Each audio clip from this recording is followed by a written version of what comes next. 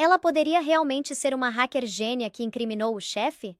A promotora, uma mulher afiada chamada Helena Rocha, se levantou. A acusação chama Sara Machado ao banco. Sara caminhou até o banco das testemunhas. Jurou sobre a Bíblia. Sentou e ajustou os óculos. Senhorita Machado, Helena perguntou. O senhor Sterling alega que você projetou o sistema para falhar, que você o trancou maliciosamente. Isso é verdade? Não, Sara disse calmamente. Eu projetei o sistema para cumprir regulações bancárias federais, conhecidas como Sarbanes-Oxley. O protocolo fantasma não é uma arma, é um freio de segurança. Ele dispara apenas quando alguém tenta uma transferência não autorizada de fundos, excedendo 10% do valor da empresa sem aprovação do conselho. E quem tentou essa transferência? Ricardo Sterling, Sara disse. Na manhã de 7 de janeiro, ele tentou mover 50 milhões da conta de custódia de clientes para uma empresa de fachada nas Ilhas Cayman, para pagar suas dívidas de jogo. Objeção, Pinheiro gritou. Boato. Eu tenho os logs, Sara disse, puxando uma pasta grossa da bolsa. E eu tenho o áudio. A sala do tribunal ficou em silêncio. Áudio? O juiz perguntou. O senhor Sterling instalou um sistema de trading ativado por voz no escritório dele ano passado, Sara explicou. Ele achou que fazia ele parecer o Tony Stark. Ele não percebeu que sistemas ativados por voz gravam áudio para processar comandos. Essas gravações são armazenadas num servidor localizado separado, um que eu auditei manualmente. Sara olhou para Ricardo. Os olhos dele estavam arregalados de terror. Por favor, toquem a prova G, Sara disse. O áudio tocou pelos alto-falantes do tribunal. Era granulado, mas claro. A voz de Ricardo. Jéssica acabou de maquiar os números. Não me importa se a Sara pega depois. Quando o dinheiro da Oak Haven entrar, a gente tampa o buraco. E ninguém fica sabendo. Se a Sara tentar parar, a gente demite ela. A gente destrói ela. Vamos dizer que ela era incompetente. Quem eles vão acreditar? O bilionário ou a bibliotecária? O tribunal explodiu. O júri ofegou. Ricardo colocou a cabeça nas mãos, mas Sara não tinha terminado.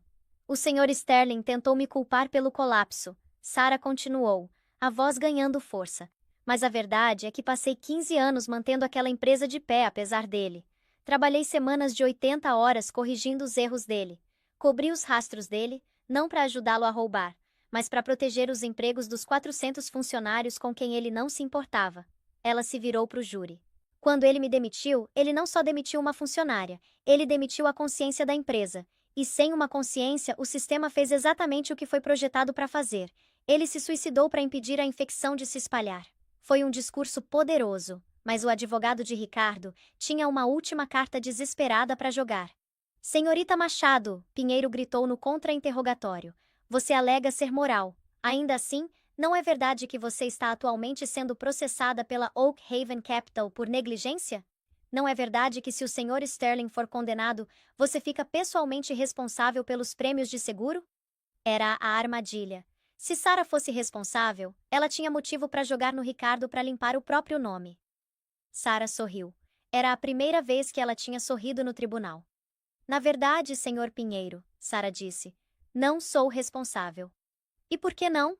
Porque, Sara disse se inclinando para o microfone, 3 dias antes de ser demitida, eu exerci uma cláusula no meu contrato, a cláusula de proteção ao denunciante. Eu formalmente renunciei como garantidora do seguro e transferi a responsabilidade para o acionista principal. Pinheiro congelou. O acionista principal? Sim, Sara disse.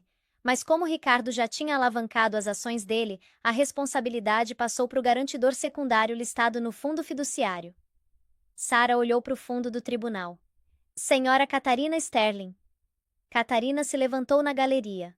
Ela olhou para Ricardo com ódio puro. Ela tinha testemunhado contra ele ontem, achando que salvaria sua fortuna. Agora ela percebeu que Sara tinha manobrado os dois. Você, Ricardo sussurrou, olhando para a esposa, depois para Sara. Você jogou a gente um contra o outro. Não, Ricardo, Sara disse suavemente. Eu só equilibrei o livro razão. Você e sua esposa passaram anos gastando dinheiro que pertencia aos fundos de pensão dos seus funcionários. Agora vocês dois pagam a conta. O martelo bateu. Ordem, ordem. Mas o dano estava feito. O júri não estava mais olhando para uma funcionária ressentida. estava olhando para uma mulher que tinha meticulosamente, legalmente e brutalmente desmantelado uma dinastia corrupta de dentro para fora. Enquanto Sarah descia do banco, ela passou pela mesa de Ricardo. Você me chamou de analfabeta uma vez. Ela sussurrou alto o suficiente só para ele ouvir. Disse que eu era só uma secretária glorificada. Ricardo olhou para cima, lágrimas nos olhos. Eu li as letras miúdas, Sarah disse. Você deveria ter lido também. O martelo bateu com um som que pareceu despedaçar os últimos vestígios da vida de Ricardo Sterling. Ricardo Sterling, você é por meio desta sentenciado a 25 anos em prisão federal, sem possibilidade de condicional pelos primeiros 15. O tribunal ofegou, mas foi um ofego de satisfação, não de choque. As evidências que Sarah tinha fornecido eram esmagadoras. As gravações de áudio, os livros razão forenses, os logs do protocolo fantasma. Pintaram o retrato de um homem tão consumido pela ganância que canibalizaria a própria empresa para alimentá-la. Ricardo não gritou dessa vez, não fanfarronou. Ele simplesmente desabou na cadeira, parecendo menor do que qualquer um jamais tinha visto. Enquanto os oficiais se moviam para algemá-lo, ele olhou para trás, para a galeria. Não estava procurando a esposa, Catarina. Estava procurando Sarah. Sarah encontrou o olhar dele. Não sorriu. Não se gabou. Ela só assentiu. Um simples reconhecimento de uma transação completada. Enquanto os oficiais arrastavam Ricardo embora, a multidão da mídia voltou a atenção para as duas mulheres deixadas nos escombros, Sarah Machado e Catarina Sterling. Catarina estava sentada na primeira fila, tremendo. Ela tinha testemunhado contra o marido, esperando clemência, esperando salvar a mansão nos Hamptons e a cobertura em Londres. Ela agarrava a bolsa Chanel como uma boia salva-vidas. Mas quando o tribunal esvaziou, um agente da Receita Federal se aproximou de Catarina. Senhora Sterling? O agente perguntou, o tom educado, mas firme. Sim? Catarina se levantou, enxugando os olhos. Acabou? Posso ir para casa? Receio que não, senhora. O agente disse. Como a senhorita Machado testemunhou, a cláusula de responsabilidade pelas dívidas da empresa foi transferida para o garantidor secundário quando o default primário ocorreu.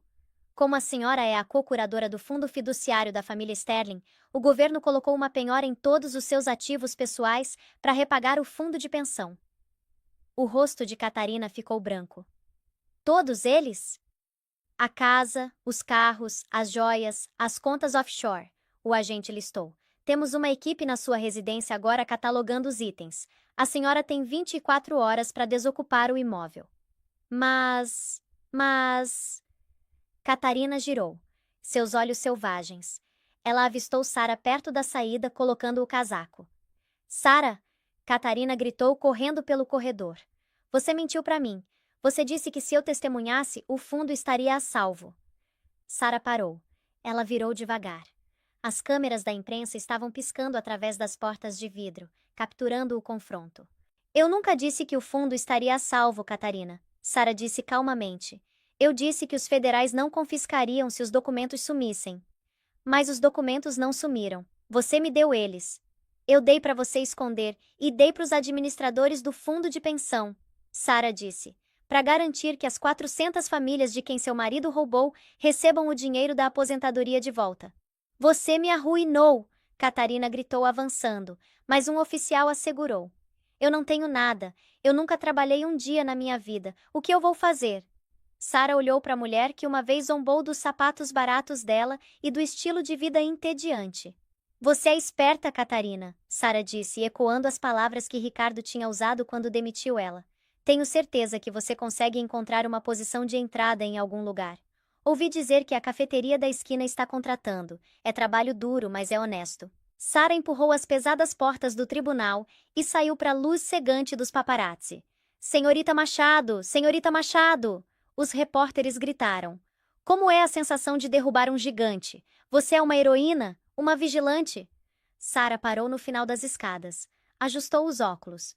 Sou só uma gerente de operações, ela disse nos microfones. Gosto que as coisas sejam eficientes. Corrupção é ineficiente. Ela atravessou a multidão, chamou um táxi e desapareceu na cidade. Pelos próximos meses, a repercussão foi nuclear. A Sterling Hargrave foi dissolvida. Os ativos foram liquidados. O nome Sterling se tornou tóxico, sinônimo de fraude. Ricardo estava cumprindo pena numa instalação de segurança média no interior de Nova York, trabalhando na lavanderia por alguns centavos por hora. Catarina Sterling se mudou para um apartamento pequeno numa parte menos desejável da cidade. Os tabloides publicaram fotos dela posando com as bolsas de grife que ainda tinha, mas Sarah ficou quieta. Ela recusou contratos de livros, recusou direitos de filme. Ela sentou no pequeno apartamento assistindo a neve cair sobre Chicago e esperou.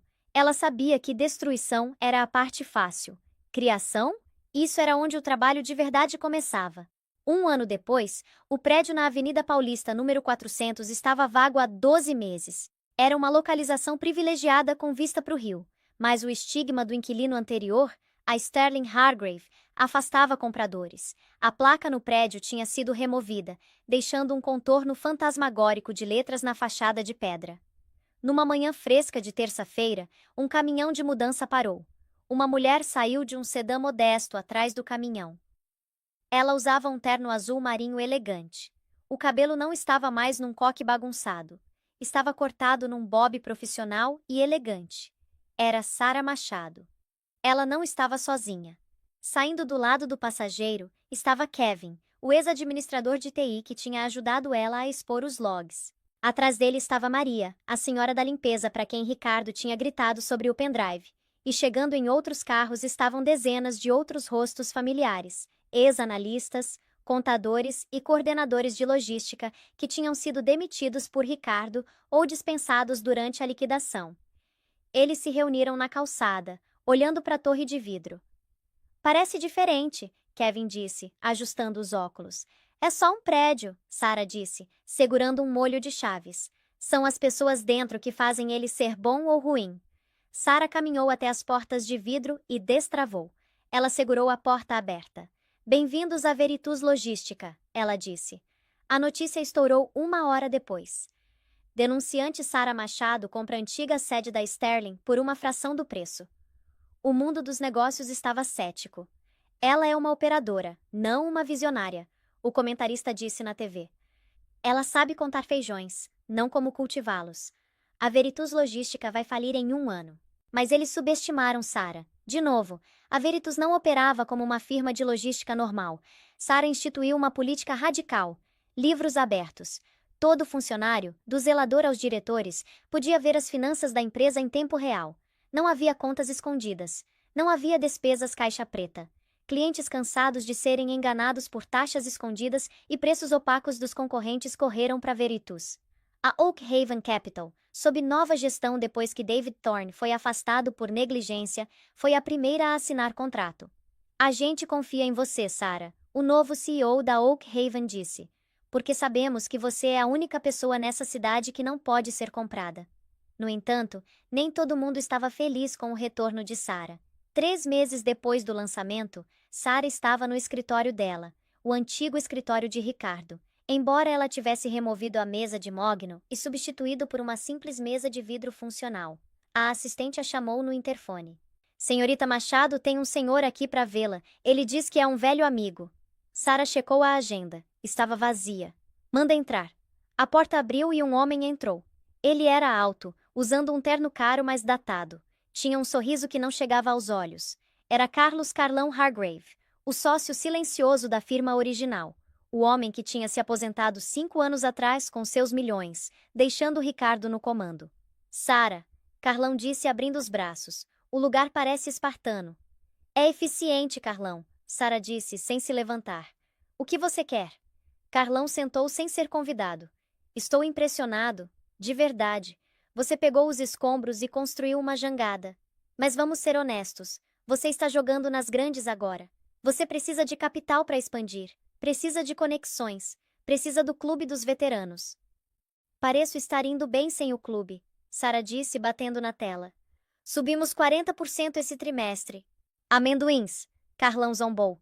Olha, estou montando um consórcio. Queremos te comprar. A Veritus é bonitinha, mas é pequena. Vamos te dar um bom pagamento. Você pode se aposentar, ir para a Itália, encontrar um marido. Sarah tirou os óculos e limpou devagar. Você quer comprar a Veritus? Estamos oferecendo 20 milhões, Carlão disse. Aceita. Ou o quê? O sorriso de Carlão desapareceu. Ou a gente te enterra. Eu ainda tenho amigos nessa cidade, Sara. Reguladores, chefes de sindicato, fornecedores. Se você não vender, vai descobrir que seus carregamentos começam a se perder, suas licenças atrasam, sua equipe é roubada. Era a mesma velha ameaça, a mesma tática de valentão que Ricardo tinha usado por décadas. Sara colocou os óculos de volta. Ela apertou um botão no telefone da mesa. Kevin, pode entrar aqui, por favor? Kevin entrou um momento depois, segurando um tablet. Sim, senhorita Machado. Carlão aqui diz que vai usar as conexões dele para interromper nossa cadeia de suprimentos, Sara disse agradavelmente. Mostra para ele o mapa. Kevin tocou no tablet e projetou a imagem na tela grande na parede. Mostrava um mapa da rede logística global. Milhares de linhas verdes conectando portos, aeroportos e armazéns. O que é isso? Carlão perguntou, franzindo a testa. Isso? Sara disse, se levantando. Isso é a rede Veritus. Veja, Carlão, enquanto você e Ricardo estavam jogando golfe, eu passei 15 anos construindo relacionamentos com as pessoas que realmente fazem o trabalho.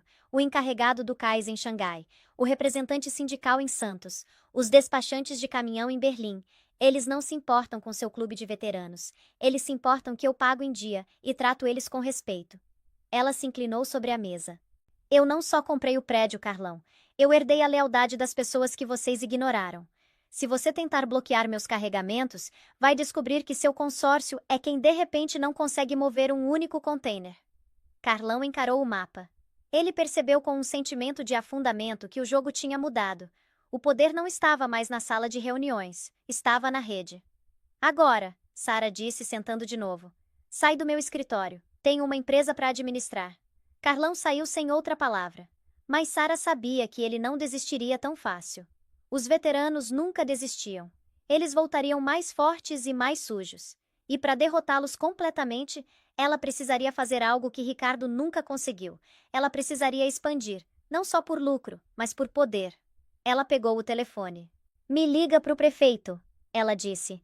Diz que a Veritus Logística está interessada no contrato de infraestrutura falido da cidade. Diz que a gente pode consertar em 6 meses pela metade do preço. O império estava crescendo, mas diferente do castelo de cartas de Ricardo, esse estava sendo construído com aço. O inverno de 2026 foi um pros livros de história. Os meteorologistas chamaram de ciclone bomba, mas para o povo de Chicago era simplesmente o apagão branco. No início de fevereiro, a temperatura despencou para 20 abaixo de zero. Então a neve começou. Não parou por 3 dias. A cidade, normalmente resiliente contra o inverno, cedeu. A infraestrutura municipal, enfraquecida por anos de cortes de orçamento e contratos corruptos, colapsou. O provedor oficial de remoção de neve e logística de emergência da cidade era uma empresa chamada Metrolink, uma subsidiária discretamente controlada pelo consórcio de Carlão Hargrave. Eles tinham o contrato exclusivo para limpar as rodovias e entregar suprimentos médicos de emergência para os hospitais. Mas no segundo dia da nevasca, as máquinas não rodaram. Os caminhões não se moveram. Carlão sentou na cobertura quente, bebericando o conhaque. Ele estava no telefone com o prefeito. É uma disputa trabalhista, senhor prefeito. Carlão mentiu suavemente. Meus motoristas estão se recusando a sair nesse tempo sem pagamento de risco. Triplo, mais uma renegociação do contrato de 10 anos. Se você assinar a extensão agora, provavelmente consigo colocá-los na estrada até meia-noite. Era extorsão. Carlão estava mantendo a cidade refém enquanto ambulâncias estavam presas em bancos de neve. Ele sabia que o prefeito estava desesperado, achava que tinha ganhado, mas ele esqueceu que Sara Machado estava ouvindo. Na Veritus Logística, o clima era militar. O escritório estava agitado com atividade, alimentado por geradores de backup. Sara estava no centro da sala de guerra, um mapa digital massivo da cidade brilhando diante dela. A Metrolink está segurando a frota, Kevin reportou, os dedos voando pelo teclado. Eles não estão se movendo. O Hospital Memorial está com 4 horas de oxigênio. O São Judas está sem insulina. Sara olhou para o mapa. As artérias da cidade estavam entupidas de vermelho. Carlão está apostando em alavancagem, Sara disse, a voz de aço frio. Ele acha que logística é sobre contratos. Ele esquece que logística é sobre movimento. Ela se virou para a equipe. Ativa a frota fantasma. Tem certeza? Kevin perguntou. Não temos a licença municipal. Se colocarmos nossos caminhões na estrada, Carlão vai nos processar por interferência contratual. As multas podem nos falir. Deixa ele processar, Sarah disse. A gente luta o processo depois. Agora pessoas estão morrendo. Liga para os independentes. Kevin apertou o Enter. A frota fantasma não era uma força espectral. Era a rede de que Sarah tinha contado para Carlão. Eram centenas de caminhoneiros independentes, operadores proprietários e contratados privados que Sarah tinha tratado com respeito por 15 anos. Homens e mulheres que tinham sido espremidos para fora pelos monopólios de Carlão. Em 20 minutos, os canais de rádio crepitaram. Veritus 1, aqui é Grande Silva da Zona Sul. Tenho minha lâmina acoplada. Só me dá um vetor. Comando Veritus, aqui é Transportes Miller. Tenho 3 frigoríficos cheios de suprimentos médicos parados em Gary, pronto para rolar. Vai, Sarah comandou. Enquanto Carlão esperava a assinatura do prefeito, um tipo diferente de exército tomou as ruas.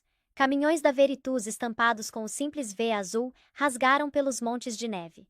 Eles não estavam só entregando mercadorias, estavam limpando as estradas conforme iam. Sarah coordenou toda a operação da mesa dela, redirecionando motoristas em tempo real para evitar congestionamento, priorizando hospitais e abrigos. Ela era uma maestrina, conduzindo uma sinfonia de diesel e determinação. Às 4 da manhã, o primeiro comboio chegou ao Hospital Memorial. Os médicos comemoraram enquanto os tanques de oxigênio eram descarregados. Às 6 da manhã, as artérias principais estavam limpas. Às 8 da manhã, os helicópteros de notícias estavam no ar. Eles não estavam filmando os caminhões da Metrolink de Carlão, estavam filmando o comboio de independentes da Veritus salvando a cidade. Carlão assistiu às notícias horrorizado. Ele jogou o copo de conhaque na TV. Ligou para os advogados. Processa ela. Consegue uma liminar. Ela está roubando meu contrato. Mas a liminar nunca veio, porque às 9 da manhã, Sarah fez algo que Carlão nunca esperou. Ela deu uma entrevista coletiva, não num estúdio, na doca de carregamento, usando um parca pesado e ao lado dos motoristas exaustos. O Sr. Hargrave está ameaçando nos processar por salvar vidas, Sarah disse para as câmeras. Ele diz que violamos o direito exclusivo dele de servir a cidade, então tenho uma proposta. Ela olhou direto para a lente. Estou liberando os logs da nossa operação, cada quilômetro rodado, cada suprimento entregue. Fizemos a preço de custo. Não estamos cobrando 1 centavo da cidade pelas últimas 12 horas. Se o Sr. Hargrave quiser explicar para um juiz por que quer ser pago por trabalho que não fez enquanto mantinha a cidade refém por uma extensão de contrato, ele é bem-vindo para tentar. A indignação pública foi instantânea. As redes sociais explodiram. Time Sarah virou trend global. O prefeito, vendo os ventos políticos mudarem, não só recusou a extensão de contrato de Carlão. Ele anunciou uma investigação de fraude na disputa trabalhista da Metro Inc., que acabou sendo inteiramente fabricada pela gestão. O consórcio de Carlão Hargrave colapsou na semana.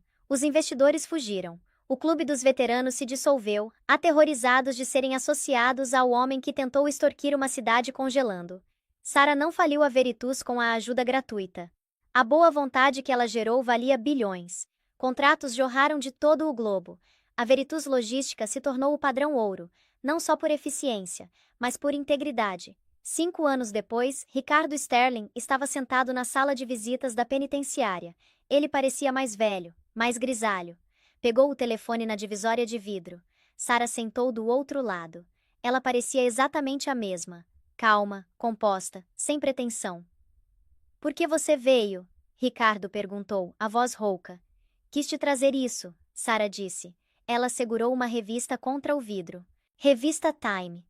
A capa era uma foto de Sarah em frente a uma frota de caminhões elétricos.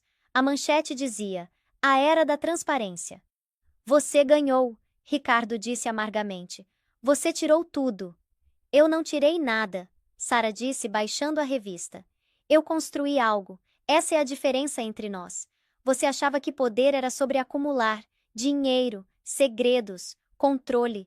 Mas poder é sobre fluxo, é sobre garantir que as coisas cheguem onde precisam chegar." Ela se levantou. "Depositei algum dinheiro na sua cantina", ela disse. "Suficiente para café." "Sarah", Ricardo chamou quando ela virou para sair. "Eu era realmente o chefe alguma vez?" Sarah pausou. Ela olhou para o homem que uma vez achou que era dono do mundo. Você era o proprietário, Ricardo. Ela disse suavemente. Mas você nunca foi o líder. Ela saiu da prisão para o sol brilhante da primavera. O carro dela estava esperando. Kevin estava no banco do motorista. Para onde, chefe? Kevin perguntou. Sarah olhou para o horizonte onde o skyline de Chicago se erguia como uma promessa. Para frente, Kevin, ela disse. Temos trabalho a fazer. E aí, o que você acha? Ricardo e Carlão achavam que eram intocáveis porque tinham os ternos, os títulos e a arrogância. Eles riram de Sarah porque ela era quieta, porque seguia as regras, porque era só uma funcionária. Mas no final, eles aprenderam a lição mais dura de todas. A pessoa que sabe como a máquina funciona é muito mais poderosa do que a pessoa que só tem as chaves. Sarah não usou violência ou esquemas ilegais. Ela usou competência como arma e transparência como escudo. Se você curtiu essa história de karma e a queda corporativa definitiva, por favor, manda aquele like. Realmente ajuda o canal a crescer. E não esquece de se inscrever e ativar o sininho para não perder a próxima história. Comenta aí embaixo. Você teria perdoado Ricardo no final? Ou ele recebeu exatamente o que merecia? Vou estar lendo seus comentários. Valeu por assistir e te vejo no próximo vídeo. Você já viu alguém ser humilhado na frente de todo mundo e simplesmente não reagir? Tipo, a pessoa recebe o golpe, olha para quem deu e vai embora em silêncio, sem gritar, sem chorar, sem bater porta. E você fica pensando, espera, isso não pode acabar assim. Pois é. Às vezes o silêncio é a arma mais poderosa que existe. Essa é a história de uma mulher que foi demitida na frente de uma sala inteira de executivos arrogantes. Eles riram dela, fizeram piadas, acharam que tinham acabado de cortar o peso morto da empresa, mas esqueceram de um detalhe pequeno. Ela não era o peso morto, ela era o esqueleto, a estrutura, a única pessoa que sabia como tudo funcionava de verdade. E quando a porta do elevador fechou, escondendo o rosto dela, a risada lá em cima continuou. Mas 45 minutos depois, o primeiro telefone começou a tocar. E não parou até o império virar cinzas. Fica comigo até o final. Porque essa história vai te mostrar que competência, paciência e timing certo podem derrubar qualquer gigante. Vamos lá. A sala de reuniões no 45º andar do prédio da Sterling Hargrave, no centro de Chicago, cheirava a couro caro, café requentado e arrogância sem limites. Era 9 da manhã de uma terça-feira. O tipo de manhã cinzenta e chuvosa que faz as luzes dentro de um arranha-céu parecerem artificiais e duras. Ricardo Sterling estava sentado na ponta da mesa de mogno, girando uma caneta Mont Blanc entre os dedos. Era um homem que tinha ouvido sim a vida inteira, primeiro do pai, depois dos professores na faculdade de administração. E finalmente dos puxa-sacos que ele contratou para popular o escritório executivo. 55 anos. Bronzeado de uma viagem recente para o Caribe. Usando um terno que custava mais do que o carro da maioria das pessoas. À direita dele estava Jéssica Vidal, a nova diretora de estratégia. Uma mulher que Ricardo tinha roubado de uma firma rival apenas 3 meses atrás. Ela era afiada, agressiva e tinha passado os últimos 90 dias sistematicamente destruindo a reputação da mulher sentada na outra ponta da mesa. Essa mulher era Sarah Machado. Sarah não se parecia com ninguém ali. Enquanto Jéssica usava blazers impecáveis e Ricardo vestia seda italiana, Sarah usava um cardigan cinza sensato e mantinha o cabelo num coque bagunçado. 42 anos. Quieta. E possuía uma calma que deixava as pessoas desconfortáveis. Ela estava na Sterling Hargrave há 15 anos. Começou como analista júnior e subiu até diretora de operações. Ela sabia onde cada centavo estava enterrado. Sabia por que as projeções do terceiro trimestre estavam infladas. Sabia as senhas dos servidores legados. Mas naquele dia, nada disso importava. Naquele dia, ela era o bode expiatório. Sarah, Ricardo disse, a voz suave, sem nenhum remorso genuíno. Revisamos os relatórios de eficiência do último trimestre. Os números não estão batendo. E, francamente, sentimos que o departamento precisa de uma perspectiva mais fresca. Ele não olhou nos olhos dela. Olhou para Jéssica, que ofereceu um sorriso fino e predatório. Estamos migrando para um modelo de logística orientado por inteligência artificial, Jéssica acrescentou, batendo no tablet. Seus protocolos de supervisão manual são francamente arcaicos, Sarah. Estão atrasando nossa fusão com a Oak Haven Capital. Precisamos de velocidade. Precisamos de agressividade. Você é cautelosa demais. Sarah olhou para as próprias mãos. Elas não estavam tremendo. A fusão com a Oak Haven é um erro, Ricardo, ela disse baixinho. Eu já te disse isso.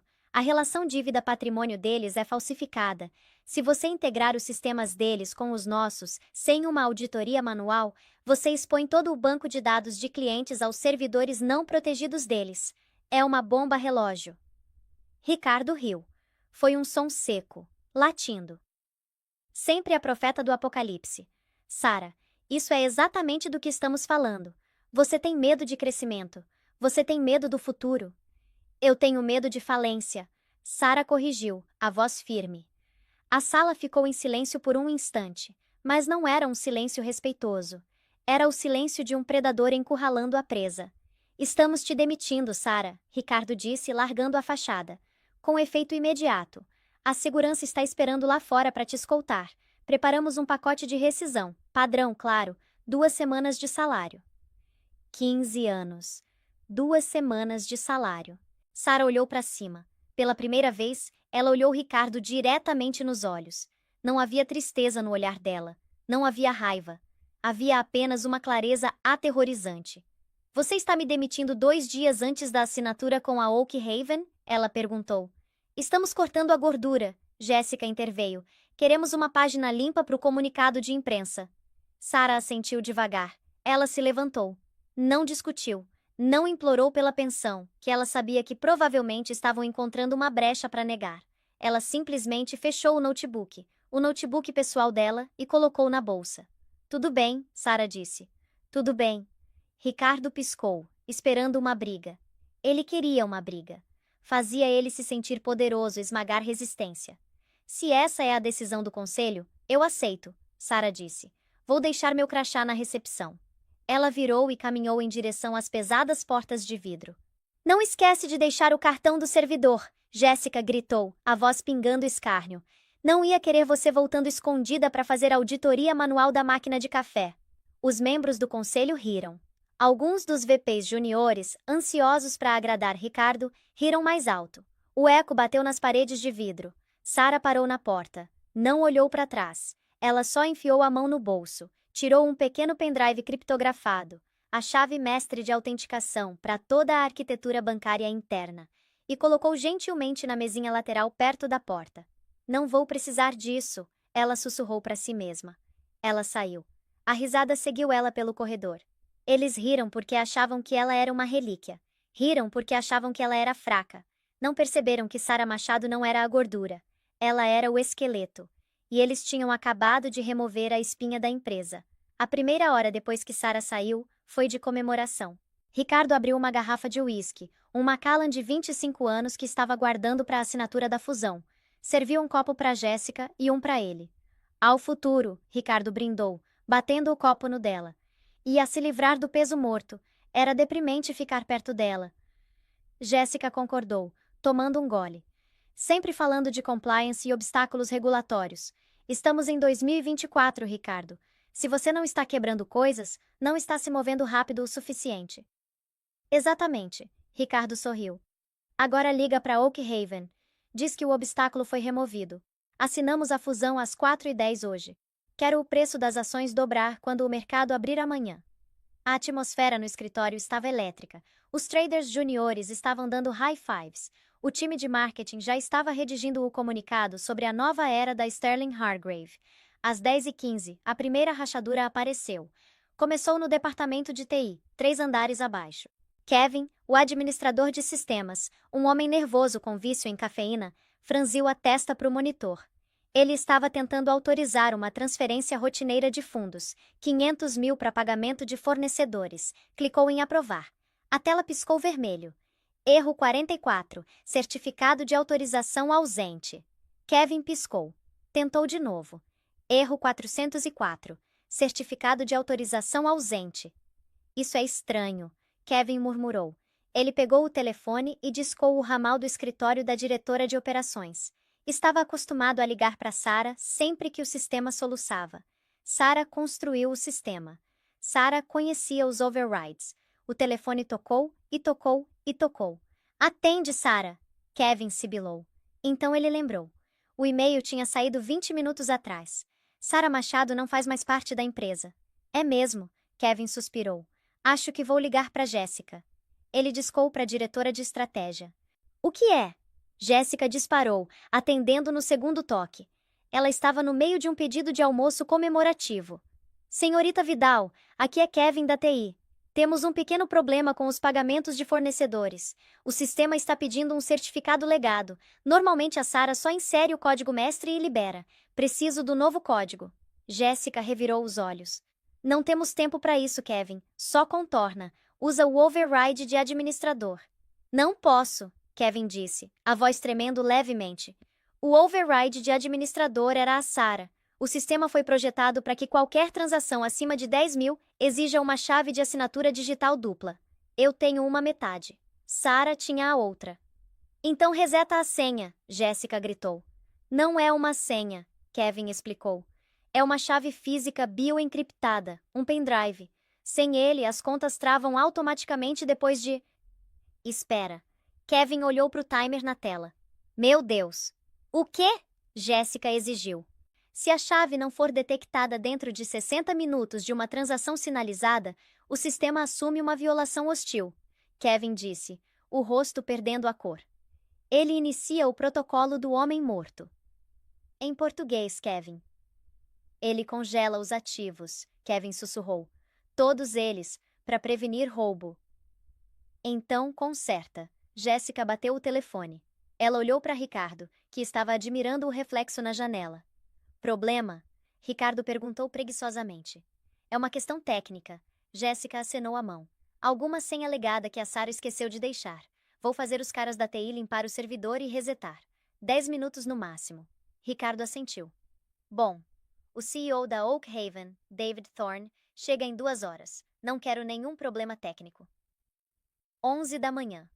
O lobby da Sterling Hargrave estava agitado. Mensageiros correndo para lá e para cá. Mas no pregão, o nível de ruído tinha caído de um rugido para um murmúrio confuso. Ei, você consegue acessar o pool de liquidez de clientes? Um trader perguntou para o outro.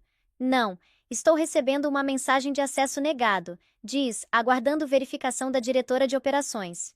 Estou recebendo também. Eu também. Uma onda de pânico se moveu pela sala. Telas estavam virando vermelho. Uma por uma, os terminais de trading, a linha de vida da empresa, estavam travando.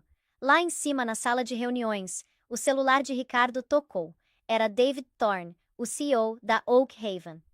David, Ricardo trovejou, colocando a melhor voz charmosa. Estamos gelando o champanhe para sua chegada. Ricardo, a voz de David estava gelada. Meu oficial de compliance acabou de me ligar. Tentamos rodar o teste preliminar de custódia para os fundos da fusão. A transferência voltou. Ricardo congelou. Isso é impossível. Temos 50 milhões em reservas líquidas nessa conta. A mensagem diz, conta congelada, protocolo de segurança Delta. Ricardo, você tem um problema de liquidez que não me contou? Não, absolutamente não. Ricardo gaguejou, suor instantaneamente brotando na testa. É um pequeno problema de TI. Estamos atualizando os servidores hoje. Timing ruim, só isso. Você tem 1 hora, Ricardo, David disse. Se esse dinheiro não for verificável até meio-dia, o negócio está morto. E vou declarar publicamente que a Sterling Hargrave está insolvente. Clique.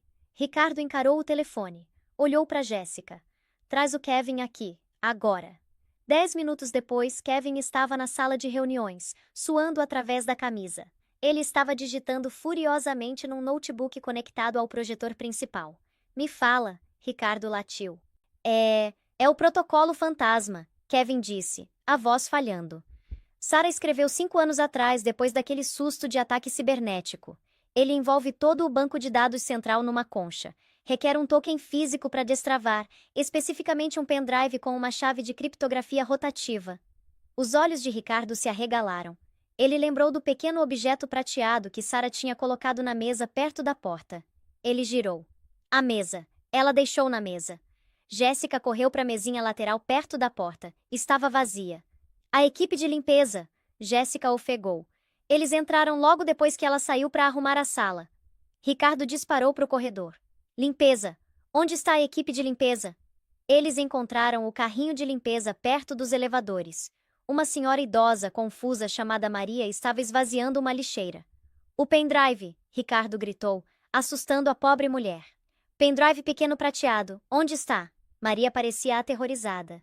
Eu jogo lixo fora. Todo o lixo no compactador. O compactador? Ricardo agarrou os ombros dela. Para onde o compactador vai? Subsolo? Maria sussurrou. Incinerador liga às 11h30. Ricardo olhou para o relógio. 11h15. Para o incinerador, Ricardo gritou para Jéssica.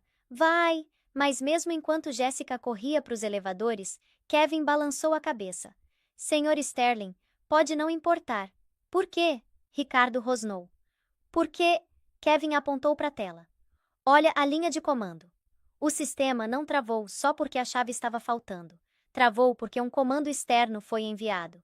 Que comando? Kevin digitou algumas linhas. Texto subiu na tela. Usuário. S. Machado. Status. Demitida. Ação. Revogar todos os privilégios administrativos. Gatilho. Protocolo do homem morto. Nota. Boa sorte com a auditoria manual. Ela não só foi embora, Kevin disse, admiração na voz. Ela sabia que você demitiu ela. E quando você revogou o acesso ao e-mail dela às 9h45, esse foi o gatilho. O sistema interpretou a demissão dela como uma tomada hostil porque o nível de autorização dela era maior que o seu, Sr. Sterling. Maior que o meu? Eu sou dono da empresa. Tecnicamente, Kevin disse, Sarah construiu o cérebro da empresa. Você só é dono da papelada. O sistema acha que você é o intruso. Ricardo desabou na cadeira. A risada de 2 horas atrás parecia uma memória distante. Liga para ela, Ricardo sussurrou. Jéssica, sem fôlego de voltar correndo do elevador, tirou o celular.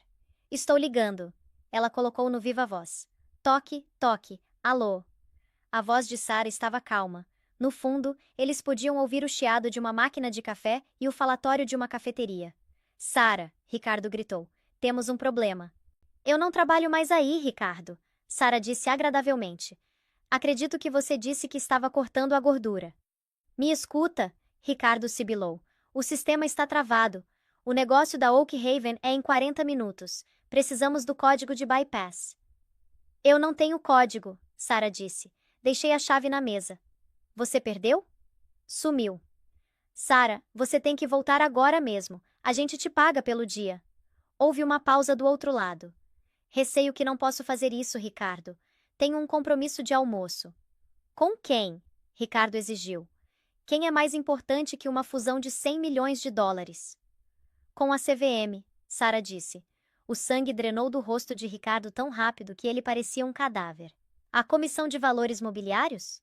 Sim, Sarah disse. Sabe aquela gordura que você cortou? Era a única coisa escondendo o fato de que você tem usado fundos de clientes para cobrir suas perdas pessoais no mercado de criptomoedas nos últimos 6 meses.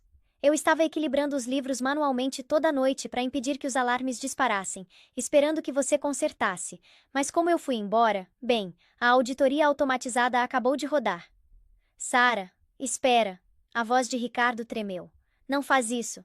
Eu não fiz nada, Ricardo. Eu só fui embora. Você é quem decidiu navegar sem piloto.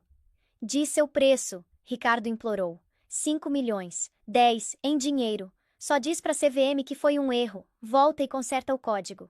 É tarde demais, Sarah disse. Eles já estão aqui. Ah, e Ricardo? O quê? Eu sugeriria você ligar pro seu advogado. Mas como você demitiu o departamento jurídico mês passado para economizar dinheiro, talvez só liga para sua esposa. Clique. A linha morreu. Ricardo olhou para o telefone, depois olhou para a janela. Lá embaixo na rua, ele podia ver sirenes piscando.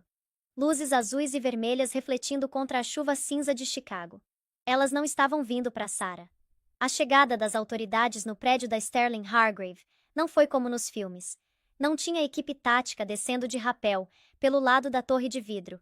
Não tinha helicópteros pairando ameaçadoramente. Foi muito mais clínico. E de alguma forma muito mais aterrorizante.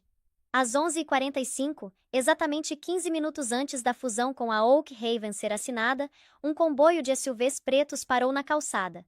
Homens e mulheres em jaquetas com as letras FBI e CVM saíram. Eles se moviam com o propósito sincronizado de uma colônia de formigas, desmontando um besouro morto. Lá em cima, no 45º andar, o pânico tinha se transformado em histeria. Tritura! Tritura tudo! Ricardo estava gritando, jogando papéis pro ar. Ele estava de joelhos perto do rack de servidores principal na sala de conferências, tentando fisicamente arrancar HDs da parede. Mas a carcaça era de aço reforçado. Outra medida de segurança de Sarah. Não consigo acessar os logs digitais. Jéssica Vidal chorou do notebook dela. A compostura perfeitamente curada tinha se dissolvido. O rímel estava escorrendo. O protocolo fantasma travou os backups na nuvem também. Ricardo, não conseguimos deletar os e-mails, as conversas.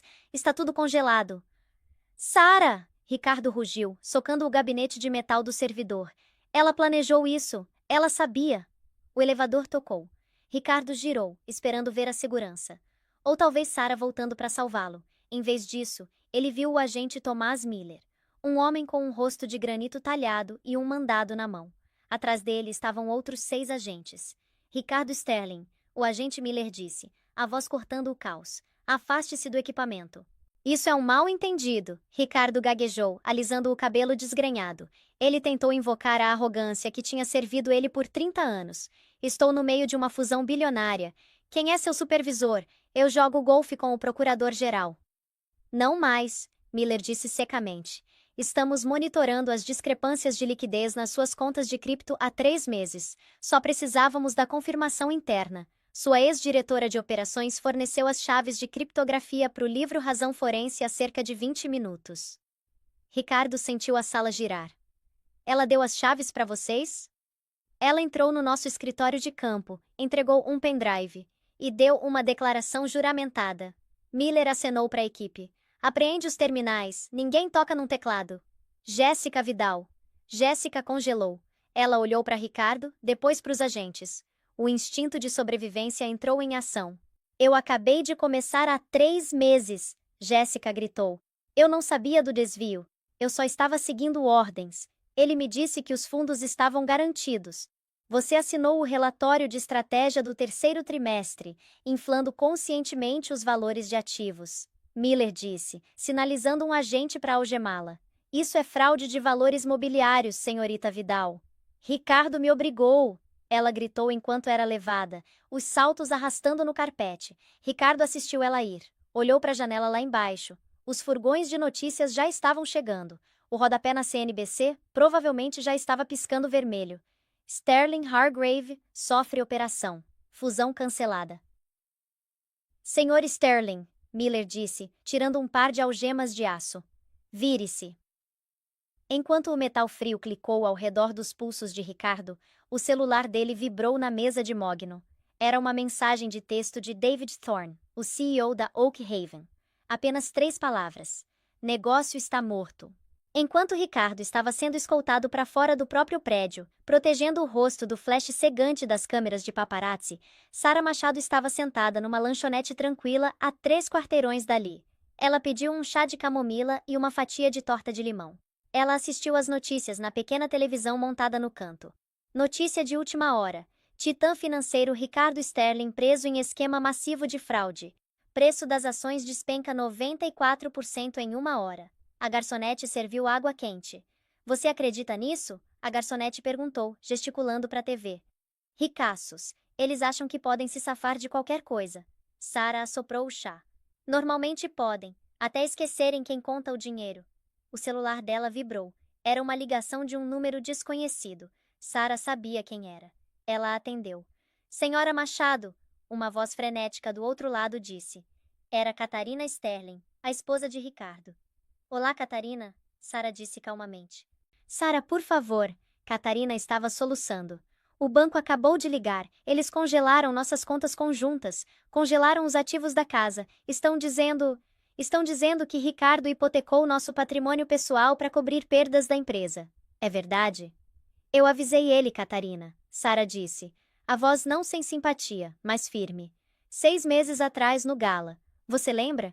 Eu te disse para checar os fundos fiduciários das crianças. Te disse para separar seus ativos.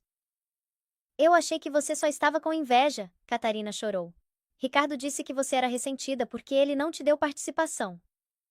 Sarah, por favor. As crianças. A faculdade delas. Sobrou alguma coisa? Sarah tomou um gole do chá. A empresa foi. Os ativos são tóxicos. Mas o quê? Eu não dei tudo para os federais. Sarah mentiu suavemente. Dei os livros razão da empresa.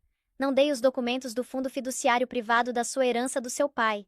Se esses sumissem, os federais não poderiam confiscar esse dinheiro. Meu Deus! Sarah, você tem eles? Estão num cofre de banco. Eu tenho a única chave. Te dou qualquer coisa, Catarina implorou. Por favor. Não quero dinheiro, Catarina. Quero a verdade. Quero que você testemunhe. Testemunhe contra Ricardo. Ele vai tentar jogar isso em mim, Sarah disse. Ele vai dizer que eu era a cabeça. Preciso que você testemunhe que ele falsificou minha assinatura nos formulários de autorização. Sei que você viu ele fazer isso naquela noite no escritório. Você estava lá. Houve um longo silêncio na linha. Catarina Sterling amava seu estilo de vida. Amava seu status. Mas agora, Ricardo era um navio afundando. E Sarah era o único bote salva-vidas. Eu vi, Catarina sussurrou. Bom, Sarah disse. Te vejo no tribunal. Ela desligou. Sarah, na verdade, não tinha os documentos do fundo fiduciário num cofre de banco. Os federais já tinham esses também. Mas ela conhecia Catarina. Catarina era uma sobrevivente. Assim como Jéssica. Elas comeriam os próprios para sobreviver. Sarah terminou a torta. Tinha gosto de vitória. 6 meses depois, o Tribunal Federal de Chicago era uma fortaleza de pedra calcária e julgamento.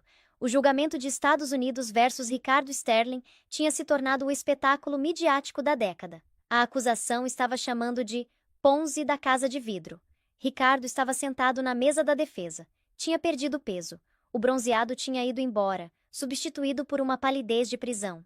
Ele usava um terno barato que o advogado tinha comprado para ele, porque todos os italianos sob medida estavam em depósitos de evidências.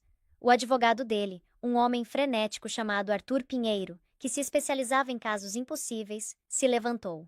Meritíssimo, Pinheiro trovejou, andando de um lado para o outro diante do júri. A acusação quer que vocês acreditem que Ricardo Sterling é um gênio do crime, mas os fatos mostram o contrário. O senhor Sterling é um visionário. Um pensador de visão ampla. Ele não entendia as minúcias dos códigos contábeis. Pinheiro apontou um dedo trêmulo para a mesa da acusação, onde Sarah estava sentada ao lado da promotora. Ela entendia, Pinheiro gritou. Sarah Machado, a diretora de operações, a arquiteta como ela se chamava. Ela construiu o sistema, ela criou o protocolo fantasma, ela trancou o Sr. Sterling fora da própria empresa. Isso foi um golpe, senhoras e senhores. Um motim digital projetado para incriminar um homem inocente. Ricardo assentiu vigorosamente, tentando parecer uma vítima. Era uma boa narrativa. O trope da secretária malvada. O júri olhou para Sarah. Ela parecia comum, sem pretensão, quase entediante. Você já parou para pensar no que acontece quando uma pessoa descobre que perdeu tudo, mas só percebe tarde demais? Tipo, quando a ficha finalmente cai e você olha ao redor e pensa: como eu deixei isso acontecer? Pois é, essa história vai te fazer repensar muita coisa sobre relacionamentos, sobre lealdade e principalmente sobre o preço que a gente paga quando ignora quem realmente importa. Então fica comigo até o final, porque o que você vai ouvir aqui não é só uma história de traição. É uma história sobre recomeço, sobre uma mulher que decidiu parar de ser invisível na própria vida, e sobre um homem que descobriu, da pior forma possível, que dinheiro e poder não compram amor de volta. Vamos lá. As luzes de Manhattan ainda brilhavam quando Logan Reed saiu daquele hotel de luxo. Sabe aquele frio da madrugada que entra pelo colarinho do casaco? Pois é, ele sentiu, mas não ligou. Ainda sentia o perfume da amante na pele, doce, perigoso, daqueles que gruda na memória. E naquele momento, ele se sentiu invencível. O acordo que tinha fechado, a mulher que estava com ele minutos atrás, a suíte de hotel 5 estrelas. Tudo parecia perfeito. A ilusão de que nada na vida dele podia desmoronar, pelo menos não naquela noite. Ele destravou o carro importado, entrou, ligou o motor. O celular acendeu mostrando uma dúzia de ligações perdidas. Mas ele nem olhou direito. Assumiu que era Madison preocupada de novo. A esposa, grávida de 5 meses. Mulher grávida sempre se preocupa demais, ele pensou. E francamente, ele estava cansado de ser o marido que tinha que ficar acalmando ela o tempo todo. Quando chegou no apartamento deles, no Upper West Side, o sol já estava nascendo. Aquela luz dourada e fraca entrava pelo vidro do lobby. Ele subiu pelo elevador privativo, esperando encontrar Madison chorando, ou exigindo explicações de por que ele não tinha voltado para casa. Já tinha ensaiado as desculpas na cabeça. Meias verdades. E a frase clássica. Era um jantar de trabalho. Você está exagerando de novo. Mas quando ele abriu a porta... Silêncio. Silêncio demais. Ele caminhou até a cozinha, afrouxando a gravata, já irritado antes mesmo de qualquer confronto. Até que viu algo que fez o coração dele disparar. Na bancada de mármore, estavam os brincos de diamante da Cartier, aqueles que ele tinha dado para Madison no segundo aniversário de casamento, aqueles que ela nunca tirava, nem para dormir. E do lado, um bilhete dobrado, escrito naquela letra firme e elegante que ela tinha. Por um segundo, a sala pareceu girar, o tempo esticou, a garganta dele apertou, algo subiu de dentro dele, de um lugar que ele tinha passado anos ignorando. Ele estendeu a mão para o bilhete, e foi aí que percebeu outra coisa. A mala de Madison tinha sumido. O casaco dela não estava no cabideiro. Os sapatinhos de couro macio que ela usava nas consultas médicas não estavam mais ali. A geladeira estava entreaberta. As vitaminas de gestante, desaparecidas. A foto do ultrassom que ela mantinha grudada num pote de vidro, levada. A realidade bateu nele mais forte do que qualquer crise em Wall Street. Madison não saiu por raiva. Ela saiu com intenção, com finalidade, com conhecimento. Os dedos dele tremeram quando abriu a carta, as bordas do papel quase cortando a pele. Cada respiração parecia rasa, difícil. Ele esperava raiva, acusações, lágrimas derramadas no papel. Mas o que ele leu fez o estômago dele afundar. Era calmo. Quieto demais para uma mulher grávida de 5 meses. Era o tipo de calma que vem quando alguém finalmente quebra o silêncio. E a última linha? Foi uma faca no osso. Espero que ela tenha valido o que você está prestes a perder. Antes que ele pudesse processar as palavras, notou algo mais. Algo que tinha escapado no primeiro momento. Madison tinha deixado a aliança de casamento no chão, perto da porta do quarto. Um pavor sufocante engoliu ele por inteiro. Porque se Madison tinha ido embora assim, tão completamente, então ela sabia de tudo. E se ela sabia de tudo, alguém mostrou para ela. Alguém que queria destruir ele. Alguém que já estava se movendo contra ele. Ele não sabia quem, mas estava prestes a descobrir. E quando descobrisse, nada na vida dele sobreviveria. Depois de terminar de ler o bilhete, o apartamento pareceu mudar ao redor dele. O espaço que antes parecia aconchegante, cheio das cobertas macias dela, dos esboços de design pela metade, do cheiro de lavanda, agora parecia um museu abandonado. Perfeito demais, vazio demais, final demais. Ele caminhou mais fundo na sala, os passos ecoando com uma solidão que não existia ali antes. A caneca favorita de Madison, aquela branca lascada que ela se recusava a jogar fora, não estava na mesa de centro. A manta que ela sempre se enrolava nas noites frias de Manhattan tinha sumido. Até a pequena coleção de livros de design, aqueles que ela usava para os projetos de arquitetura de interiores, tinha desaparecido da estante. O coração de Logan martelava. Madison nunca deixava coisas inacabadas, e nunca saía sem avisar onde estava indo, a menos que ela tivesse parado de sentir que devia isso a ele. Ele foi para o corredor. O piso de madeira gelado sob os sapatos, a porta do quarto estava entreaberta, como se ela não tivesse se dado ao trabalho de fechar ao sair. Ou talvez ela quisesse que ele visse a verdade do que ela levou, e do que deixou para trás. Ele empurrou a porta. O quarto parecia esvaziado, como se alguém tivesse se mudado durante a noite. A porta do closet estava aberta, revelando cabides vazios e alguns vestidos espalhados que ela não usava mais. A gaveta onde ela guardava as camisetas de gestante estava entreaberta, cada peça cuidadosamente dobrada tinha sumido. Mas o silêncio foi o que perfurou ele, pesado, acusador. Fazia as paredes parecerem próximas demais, o ar fino demais. Perto da janela, ele notou um detalhe que revirou o estômago dele. A agenda de consultas pré-natais, que normalmente ficava presa num quadro de cortiça, estava rasgada ao meio no chão. E a imagem do ultrassom, aquele contorno minúsculo do filho deles, tinha sido levada. Ele engoliu em seco. Aquela foto era tudo para ela. Ela ficava olhando toda noite antes de dormir, sussurrando promessas que achava que ele não ouvia. Mas ele ouvia. Só nunca se importou o suficiente para responder. Ele deu um passo para trás, de repente tonto, se apoiando na borda da cômoda. Para onde ela iria? Para quem ela ligaria? Ela não tinha família em Nova York. Não tinha amigos próximos. Ele tinha garantido isso, sempre lembrando ela que gente de fora complica as coisas. Mas alguém ajudou ela. Alguém deu coragem para ela ir embora. Um medo amargo subiu pela espinha dele enquanto ele encarava o quarto vazio. Pela primeira vez, ele sentiu algo que não estava acostumado a sentir: impotência. E foi aí que ele notou o golpe final. No criado mudo estava a caneta Mont Blanc, que ele tinha dado para ela no primeiro Natal juntos. Ela usava para tudo: esboços de trabalho, listas de compras, bilhetinhos de amor. Ela deixou para trás um símbolo, uma mensagem.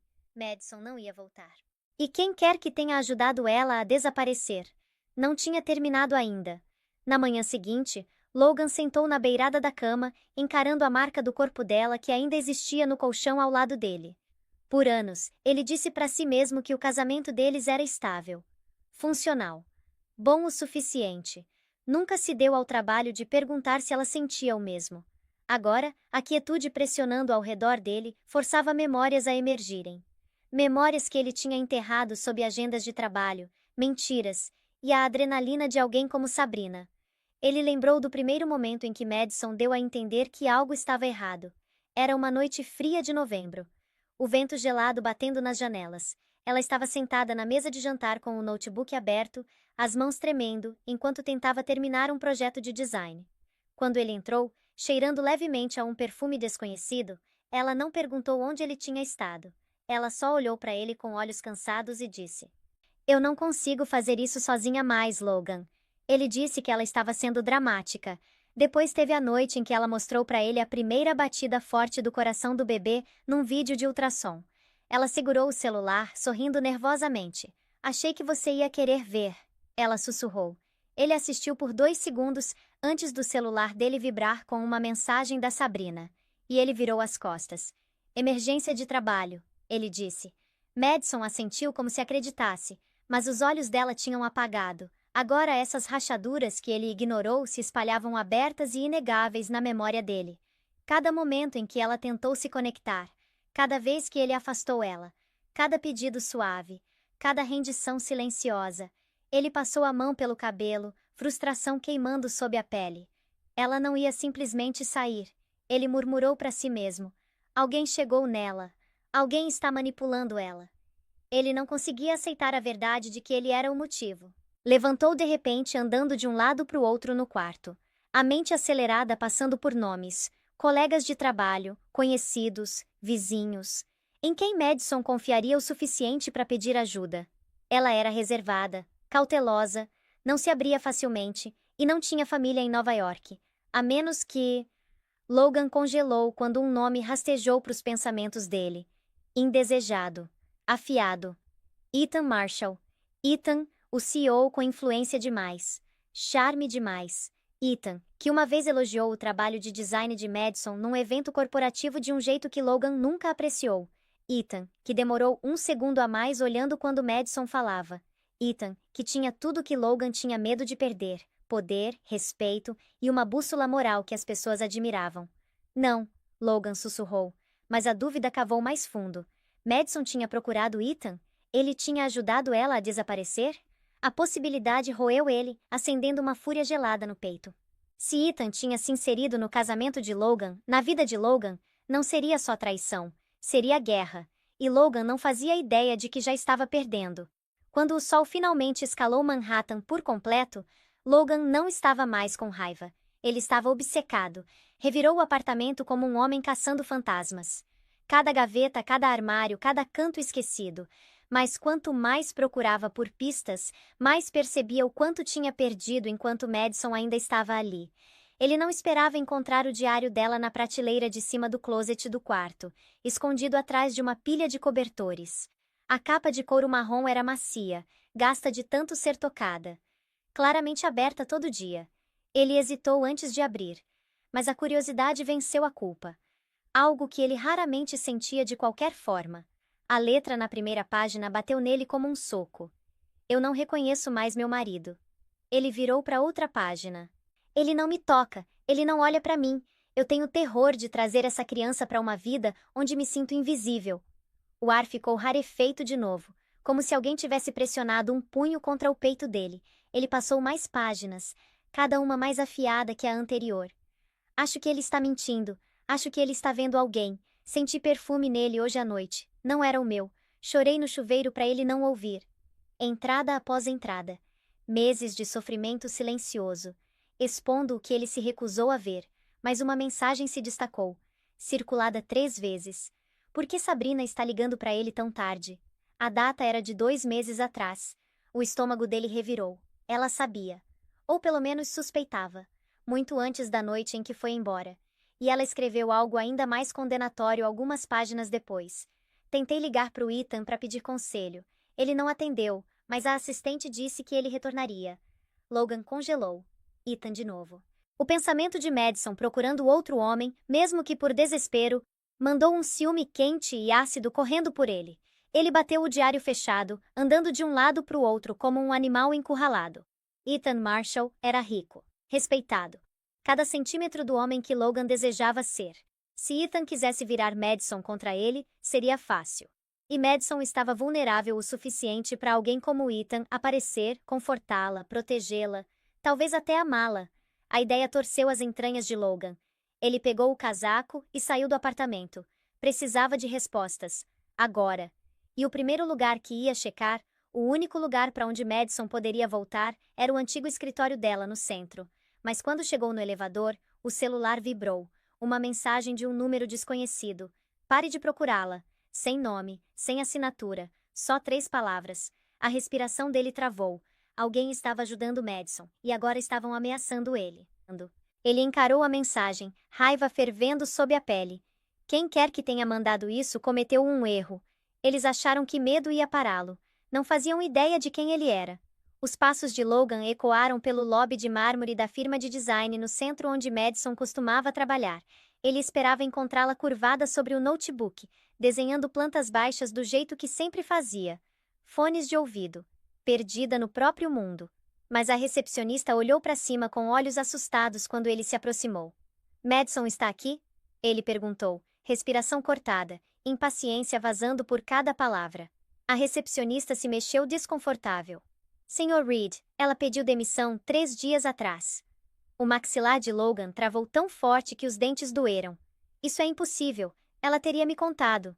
A jovem hesitou, depois acrescentou. Ela disse que precisava de distância, que estava se mudando por motivos de saúde. Motivos de saúde, a frase cortou ele. Madison estava grávida de 5 meses, e ela tinha deixado a cidade sozinha. Ele sentiu um lampejo de pânico, mas enterrou rápido debaixo da raiva. Para onde ela foi? Desculpe, senhor.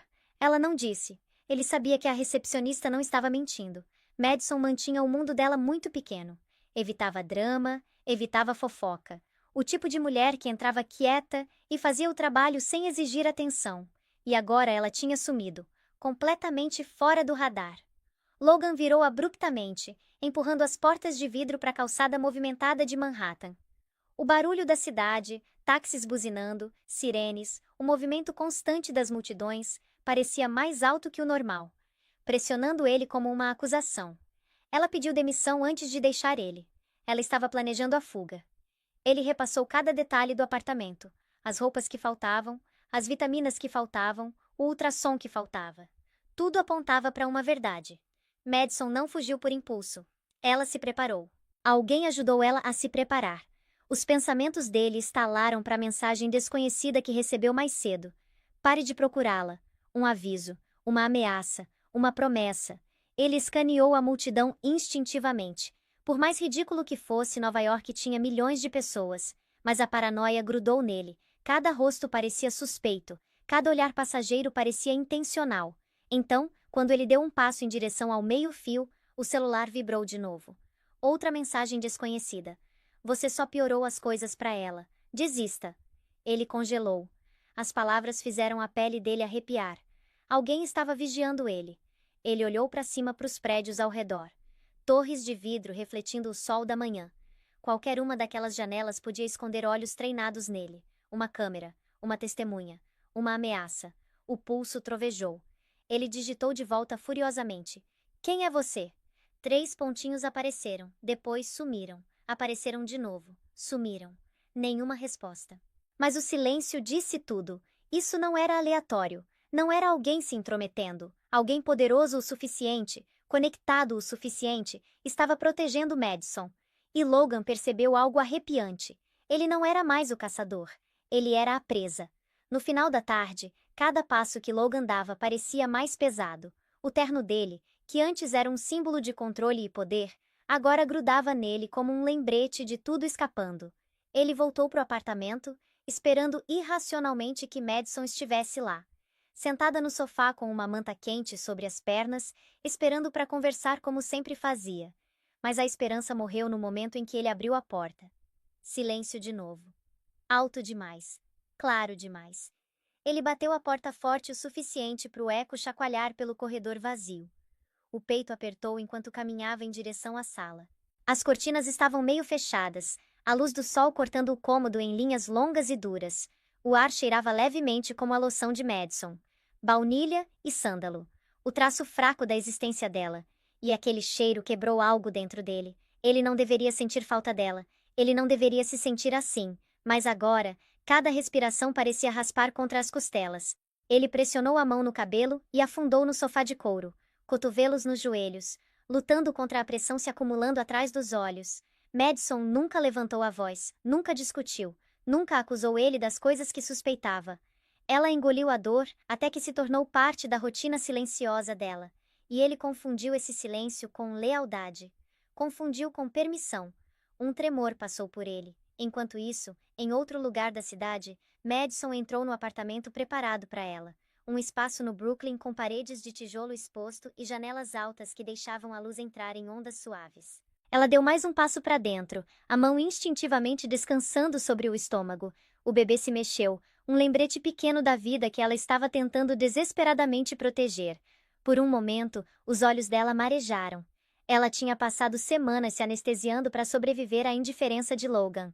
As noites solitárias, as suspeitas, as mentiras. E agora, nesse espaço quieto, as emoções que ela estava enterrando racharam. Ethan notou. Ele não tocou nela, não invadiu o espaço, simplesmente ficou por perto com uma presença que estabilizou o cômodo. Você está segura aqui, ele disse suavemente. Madison respirou fundo, tremendo. Eu não sei o que devo fazer agora. Você não precisa saber hoje, ele respondeu. Hoje você descansa. Ela afundou no sofá, os dedos roçando uma almofada bordada com padrões geométricos. Reconheceu o design na hora. Era de uma boutique que ela amava no centro. Ethan deve ter lembrado. O pensamento fez o peito dela apertar de novo de um jeito que ela não entendia. Mas antes que pudesse pensar nisso, o celular de Ethan vibrou. Ele se afastou para atender, a voz baixando. Madison não queria ouvir, mas as palavras escaparam pelo silêncio. Sim, eu vi o relatório. Ele está em pânico. Não, ele não sabe que é ela. Uma pausa. Isso fica entre nós. O coração dela parou. Quando Ethan voltou, a expressão dele era ilegível. Calma, mas em camadas. Está tudo bem? Ela perguntou baixinho.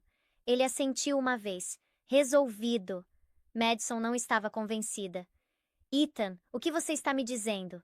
Ele hesitou. Não por relutância, mas por cálculo. Como se o timing importasse. Logan está sendo investigado. Ele disse finalmente. A respiração dela falhou. Investigado por quê? Fraude financeira. Múltiplas acusações. O tom dele permaneceu uniforme, mas havia gravidade por trás. E alguém mandou as provas para o conselho. As sobrancelhas de Madison se juntaram. Alguém? Ethan estudou o rosto dela cuidadosamente. Não foi você, mas alguém quer te proteger. Um arrepio varreu a pele dela. Quem faria isso por mim? Ela sussurrou. Ethan manteve o olhar dela firme, controlado, quase gentil. Alguém que está vigiando ele há muito tempo. O pulso dela acelerou. E alguém, ele acrescentou baixinho, que não tem medo de destruí-lo. Madison engoliu em seco. Ela de repente entendeu algo aterrorizante. Ethan não estava apenas ajudando ela, ele já estava lutando por ela. E Logan Reed tinha acabado de entrar numa guerra, que ele não estava preparado para sobreviver. Madison acordou na manhã seguinte, envolta num silêncio desconhecido, sem tensão nas paredes, sem passos andando pelo corredor, sem portas batendo, apenas o zumbido suave do prédio e a visão da luz do sol se espalhando pelo piso de madeira. Pela primeira vez em meses, o peito dela não parecia apertado. Ela se mexeu devagar, uma mão descansando protetoramente no estômago. A gente está bem, ela sussurrou para o bebê. Eu prometo para você, a gente vai ficar bem. Quando saiu do quarto, encontrou um pequeno café da manhã na bancada da cozinha. Frutas frescas, torrada, um bilhete escrito na letra: "Precisa de Ethan. Coma. Seu corpo precisa de força para o que está por vir." Ela quase chorou com a gentileza simples. Enquanto comia, notou que a mala dela tinha sido cuidadosamente desfeita. O suéter favorito estava pendurado no closet. As vitaminas de gestante estavam ao lado de um copo d'água. Alguém tinha cuidado dela. Não porque precisava, mas porque queria. Depois de semanas vivendo à beira do pânico, a gentileza bateu mais forte do que qualquer crueldade que Logan já tinha entregado. No momento em que sentou com o notebook, houve uma batida suave na porta. O coração dela disparou, mas quando abriu, Ethan estava ali, mangas arregaçadas, expressão calma. "Bom dia", ele disse. "Se sentindo melhor?" Ela assentiu, embora a exaustão ainda permanecesse ao redor dos olhos. "Um pouco. Obrigada por cuidar de tudo. Eu trouxe uma coisa para você." Ele levantou uma pasta fina. "Isso pode te ajudar a reconstruir." Ela franziu a testa, confusa, e abriu. Dentro estavam renderizações arquitetônicas. Dela, esboços de 2 anos atrás, quando ela brevemente considerou se candidatar a um programa competitivo de design de interiores, mas nunca foi em frente. Logan a convenceu de que era perda de tempo. Um hobby.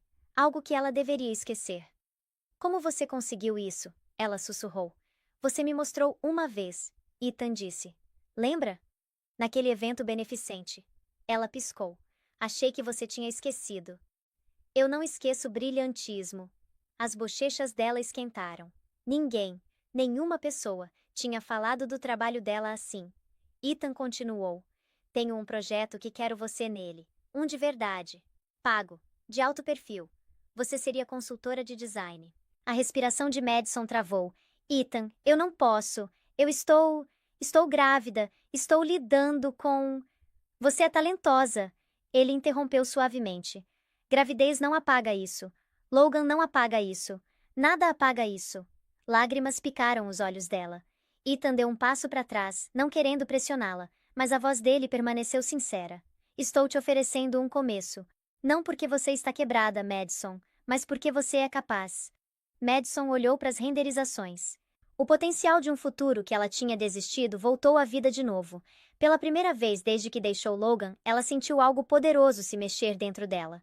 Não medo, não incerteza, mas possibilidade. Ela colocou a mão sobre a barriga. "A gente vai reconstruir nossa vida", ela sussurrou suavemente. E em algum lugar lá no fundo, ela sabia que isso não era só uma volta por cima. Era o começo dela se tornar alguém que Logan nunca mais poderia controlar. Alguém imparável. Logan Reed não era um homem que entrava em pânico. Pelo menos ele nunca pensou que fosse. Mas quando entrou no escritório dele na Sterling e Holt, o pânico já tinha rastejado pela corrente sanguínea. A equipe se afastou quando ele passou, os sussurros seguindo ele como sombras. Ele bateu a porta do escritório e trancou. No momento em que virou, a verdade bateu nele como um martelo. A mesa estava diferente. Arquivos que antes estavam empilhados organizadamente agora estavam espalhados. Uma gaveta que ele sempre mantinha trancada estava levemente aberta. Alguém tinha estado ali. Ele correu para a gaveta e puxou completamente. Vazia. O HD externo que ele sempre mantinha escondido, aquele contendo 5 anos de números fraudados, rastros de contas offshore e relatórios falsificados, tinha sumido. O coração dele travou na garganta. Não, não, não, não. Ele revirou as outras gavetas, desesperado, suando, como se pudesse fazer o HD voltar à existência pela força de vontade. Papéis voaram pelo cômodo. Uma foto emoldurada dele e Madison bateu no chão com um estalo. Mas nada importava. A evidência que ele tinha passado anos construindo a carreira em cima. A evidência que podia enterrá-lo. Tinha sumido. Alguém tinha levado. Alguém que sabia onde procurar. Alguém que sabia o que significava. O celular dele tocou. Ele não reconheceu o número, mas atendeu mesmo assim. "Logan Reed?" Uma voz de homem perguntou. "Sim, quem é?" "Aqui é Daniel Brooks do Compliance Corporativo. Precisamos de você na sala de conferências B imediatamente." A garganta dele apertou. "Pra quê?" Uma pausa. Longa demais. Cuidadosa demais. "Você vai querer ver por si mesmo." A ligação terminou. Logan largou o celular na mesa, encarando como se tivesse traído ele. A mente girou descontrolada. Quem faria isso? Não Madison. Ela nem entendia relatórios financeiros. Não Sabrina. Ela era interesseira demais e descuidada demais para fazer algo assim. Mas Ethan Marshall tinha os recursos, o acesso, as conexões e o motivo. Se Ethan tinha ajudado Madison a escapar, se Ethan tinha descoberto a fraude de Logan, se Ethan tinha mandado as provas para o conselho, então Logan não estava só perdendo o casamento, ele estava perdendo a carreira, a reputação, o futuro. Ele se forçou a respirar e ajeitou a gravata no espelho. Ele parecia pálido, abalado, nada como o CFO confiante que fingia ser, mas não tinha escolha, não podia mostrar fraqueza agora. Ele destrancou a porta e caminhou em direção à sala de conferências. Cada passo ecoou mais alto que o anterior. Funcionários que antes sorriam para ele agora evitavam os olhos. Ele empurrou a porta da sala de conferências. Lá dentro, o conselho inteiro sentado esperando, uma pasta manila no centro da mesa, grossa, cheia, condenatória. O estômago de Logan torceu violentamente. Alguém tinha declarado guerra contra ele. E a julgar pelos olhares silenciosos e frios fixados nele, ele já estava perdendo. A sala estava quieta demais, parada demais, coordenada demais para ser qualquer coisa menos uma emboscada planejada. Logan entrou, forçando a expressão em algo neutro, mas as palmas já estavam suando, e a batida do coração ecoava alto o suficiente para abafar cada pensamento racional. Os membros do conselho sentavam rígidos nas cadeiras de couro, rostos frios como pedra. Na ponta da mesa estava o presidente Whittaker, severo, sem humor, um homem que não convocava reuniões à toa. Senhor Reed, Whittaker disse, a voz cortando o silêncio como uma lâmina. Por favor, sente-se. Logan obedeceu, se abaixando na única cadeira vazia. A garganta parecia crua, seca. Ele conseguia sentir a hostilidade, o desconforto, a antecipação no ar. Todo mundo sabia de algo que ele não sabia. Ou melhor, algo que ele esperava que ninguém jamais soubesse. Whittaker abriu a pasta Manila. Recebemos um pacote anônimo esta manhã. Anônimo, claro que era. Whittaker continuou, deslizando várias folhas pela mesa em direção a Logan. Extratos bancários, transferências para contas offshore, relatórios trimestrais alterados, bônus não autorizados. O estômago de Logan despencou tão forte que ele sentiu náusea. Esses documentos, Whittaker disse, indicam anos de manipulação deliberada. Logan tentou estabilizar a voz. Isso é fabricado. Alguém está me armando. As sobrancelhas de Whittaker se levantaram. Essa é sua declaração oficial? Logan hesitou. Tempo demais. Visível demais. Uma mulher do conselho se inclinou para frente. Os documentos batem com registros internos que verificamos minutos atrás. Quem mandou isso tinha acesso a dados precisos. Acesso que só um funcionário de nível executivo teria. Outro acrescentou. A boca de Logan secou. Ele finalmente forçou para fora. Quero falar com o jurídico. Vai falar, Whittaker disse. Depois que terminarmos. A próxima página foi empurrada em direção a ele. Uma fotocópia da assinatura dele numa transferência que ele nunca quis que ninguém visse. O pulso disparou. Onde vocês conseguiram isso? Whittaker não piscou. Mesma fonte anônima.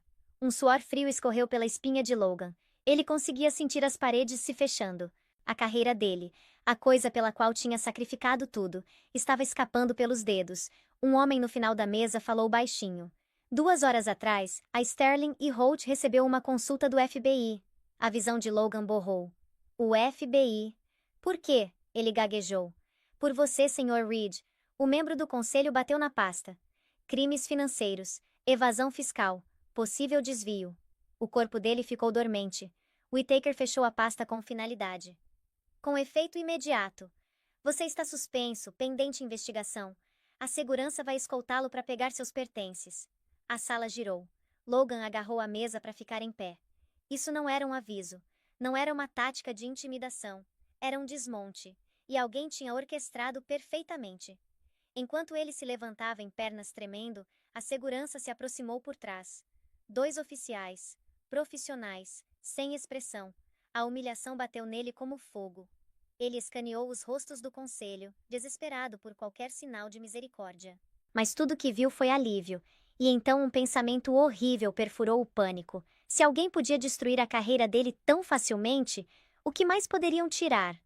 Madison tentou dormir naquela noite, mas o corpo não deixou. Toda vez que fechava os olhos, via Logan gritando. Logan negando. Logan fazendo ela duvidar de si mesma, até acreditar que a própria solidão era de alguma forma culpa dela. Horas passaram em silêncio. O apartamento do Brooklyn estava escuro, exceto por uma nesga de luz da cidade entrando pelas persianas. Ela ficou quieta, uma mão sobre o estômago, sentindo uma dor surda que não conseguia mais ignorar. Por volta das 3 da manhã, ela sentou abruptamente. Uma dor aguda atravessou o abdômen inferior, roubando o fôlego. Pânico subiu pela garganta. Isso não era normal. Ela pressionou uma mão contra a parede para se equilibrar, suor se formando nas têmporas. Agora não, ela sussurrou. Por favor, agora não. A visão dela oscilou. Ela alcançou o celular no criado mudo, mas os dedos tropeçaram, derrubando no chão. O som ecoou pelo apartamento silencioso. Ela tentou de novo, se agachando devagar, mas outra dor a perfurou, mais forte dessa vez. Lágrimas borraram os olhos dela. Ethan, ela sussurrou, mesmo que ele ainda estivesse dormindo no quarto de hóspedes no fim do corredor. Ela se forçou a levantar, agarrando a cômoda para se equilibrar. Cada passo parecia que o corpo estava se rasgando por dentro. Ela finalmente conseguiu empurrar a porta aberta. Ethan! A voz dela falhou. Me ajuda! A porta dele abriu na hora, como se ele estivesse acordado a noite toda. Ele cruzou o corredor em 2 passadas longas e pegou ela bem antes dos joelhos cederem. O que está acontecendo? Ele perguntou, voz baixa mas urgente. Eu não sei. Ela ofegou. Dói. Algo está errado. Ele não perdeu outro segundo. Ele levantou ela gentilmente nos braços, do jeito que alguém levanta algo frágil e insubstituível, e carregou em direção ao elevador. Fica comigo, Madison, ele disse firmemente. Olha para mim. Respira. Ela apertou a mão dele, lutando contra a escuridão pressionando nas bordas da visão. Não deixe eu perder meu bebê. Você não vai, Ethan disse, determinação afiada na voz. Eu juro para você, você não vai. A viagem de SUV até o hospital Mount Sinai se borrou, luzes de rua riscando pelas janelas, as respirações quebradas e suaves dela, as palmas de Ethan firmes contra as costas dela. Ele segurou ela o caminho todo, sussurrando coisas que ela não conseguia ouvir completamente, mas de alguma forma sentia. Na entrada da emergência, a equipe médica correu em direção a eles. Ethan ficou ao lado dela até as portas se fecharem e as enfermeiras o guiarem de volta. Ele ficou ali, punhos cerrados, peito arfando. Ele não tinha medo de Logan, ou das salas de reunião, ou da guerra financeira se desenrolando. Mas isso, Madison sofrendo, era a primeira coisa que realmente o aterrorizou. Ele não deixaria nada acontecer com ela ou o bebê. Não agora. Não nunca. Ethan passou as próximas 3 horas andando de um lado para o outro no corredor frio do hospital, cavando sulcos no chão branco estéril, cada enfermeira passando, cada monitor apitando ao longe, cada choro abafado de outro quarto torcia mais fundo nos nervos dele. Ele tinha lidado com batalhas de sala de reunião, negociações bilionárias, aquisições hostis. Mas nada se comparava ao medo agarrando ele agora, porque nada disso envolvia Madison. Quando a médica finalmente apareceu, Ethan levantou tão rápido que a cadeira atrás dele raspou na parede. Ela está estável, a médica disse. Ela teve contrações severas induzidas por estresse. Os batimentos do bebê caíram por um momento, mas está tudo estável agora. Ethan soltou uma respiração que não sabia que estava segurando. Ela precisa descansar, e eu quero dizer descanso de verdade, a médica continuou. Você pode vê-la, mas não deixe nada perturbá-la. Ela está emocionalmente vulnerável, e a condição dela vai piorar se for submetida a mais estresse. Estresse. A médica não sabia o quão em camadas essa palavra realmente era. Quando Ethan entrou no quarto de Madison, ela parecia impossivelmente pequena sob os cobertores do hospital. O rosto pálido, lábios levemente abertos, cabelo bagunçado contra o travesseiro. Ele se aproximou suavemente, puxando a cadeira para mais perto, e os olhos dela tremularam abertos. Você ficou? Claro que fiquei. Ele sussurrou. Madison engoliu, a voz tremendo. O bebê está... Ele está bem. Ethan disse imediatamente. Vocês dois estão. Lágrimas encheram os olhos dela. Ela cobriu a boca com uma mão, tremendo. Ethan estendeu a mão instintivamente, colocando uma mão firme no antebraço dela. Não para controlar, mas para ancorar. Você me assustou, ele admitiu, voz baixa. Você realmente me assustou. Eu não queria ligar pro Logan. Ela sussurrou. Eu não queria que ele soubesse. Eu não queria que ele usasse isso contra mim. Ethan se inclinou, o olhar firme. Ele não vai tocar em você. Ele não vai tocar no seu filho. Não enquanto eu estiver aqui. Ele não disse isso como uma ameaça. Disse como um voto. Madison enxugou os olhos, as respirações desiguais. Ethan, eu não quero te arrastar para isso. Você já fez demais. Demais? Ele quase riu. Madison, eu não fiz nem perto do suficiente. Os lábios dela se abriram levemente, surpresa. Antes que pudesse responder, Ethan continuou, voz mais baixa, mais afiada. A suspensão de Logan se tornou pública essa tarde. O conselho vazou. Os investidores estão em pânico. Sabrina já se distanciou. E a investigação está só começando. A respiração de Madison travou. Ethan, o que vai acontecer com ele? O que ele construiu em cima de mentiras? Ethan disse baixinho. Está finalmente desmoronando. Madison encarou o teto, lágrimas escorrendo pelas têmporas. Não tristeza, mas algo mais perto de liberação. Alívio, encerramento. Então Ethan acrescentou mais gentilmente. E quando a poeira baixar, você não vai voltar para ele. Você vai seguir em frente, com proteção, com dignidade. Ele hesitou. Com escolha. Madison fechou os olhos, sobrecarregada. Pela primeira vez em anos, alguém estava lutando por ela sem querer nada em troca. E em algum lugar lá no fundo, esperança, pequena, frágil, mas real, começou a crescer. 2 semanas depois do susto de saúde de Madison, ela saiu do carro de Ethan em frente a um prédio de vidro altíssimo, com vista para o horizonte de Manhattan. A luz do sol bateu na superfície espelhada, espalhando ouro pela calçada. Madison ficou parada por um momento, a mão descansando gentilmente na barriga crescente, absorvendo a visão. Ethan observou de perto. Tem certeza que está pronta? Ela assentiu, embora um traço de medo permanecesse atrás dos olhos. Se eu não começar agora, nunca vou estar pronta. Então, Ethan deu um pequeno sorriso tranquilizador. Hoje é o dia que você começa de novo. Dentro do lobby da Marshall Development, tudo brilhava. Pisos de mármore polido, instalações de arte moderna, iluminação suave que fazia até o ar parecer caro. Era o tipo de lugar que ela uma vez pensou ser reservado para pessoas mais fortes, mais barulhentas, mais confiantes do que ela. Agora ela atravessava com determinação silenciosa. Ethan a levou até o andar de design, onde uma equipe esperava. Arquitetos, gerentes de projeto, estagiários, todos virando com curiosidade educada quando ela entrou. Madison de repente sentiu a vontade de recuar, mas Ethan deu um passo um pouco mais perto, dando coragem suficiente para ela ficar mais ereta. Pessoal, ele disse, esta é Madison Lee. Ela está se juntando a nós como consultora para o projeto Riverside Luxury. Sussurros ondularam pela sala, curiosidade, admiração, até um toque de reconhecimento. Alguém claramente tinha visto o trabalho anterior dela. Um dos designers seniores se aproximou, oferecendo a mão. Vi seus esboços conceituais do Pacific Light Hotel, ele disse. Não sabia que você estava por trás daquilo. Os lábios de Madison se abriram. Logan, uma vez, disse que aquele projeto não importava, que o líder da equipe ficou com todo o crédito. Mas aqui, alguém conhecia a contribuição dela. Alguém apreciou. O coração dela acelerou. O resto da reunião passou rápido. Plantas baixas, cronogramas, ideias preliminares de design. Madison fez anotações, fez perguntas, até ofereceu sugestões, e cada vez a equipe ouviu. Realmente ouviu. No final da sessão, uma pequena centelha de orgulho acendeu dentro dela. Quando a sala finalmente esvaziou, Ethan se aproximou, mãos nos bolsos. Você foi incrível. Ela soltou uma risada trêmula. Eu estava aterrorizada. Bom, ele disse, significa que você se importa. O sorriso dela suavizou, olhos quentes. Obrigada, Ethan, por tudo isso. Ele hesitou, o olhar demorando nela um batimento a mais. Você não me deve agradecimentos, só estou te dando espaço para ser quem você sempre foi.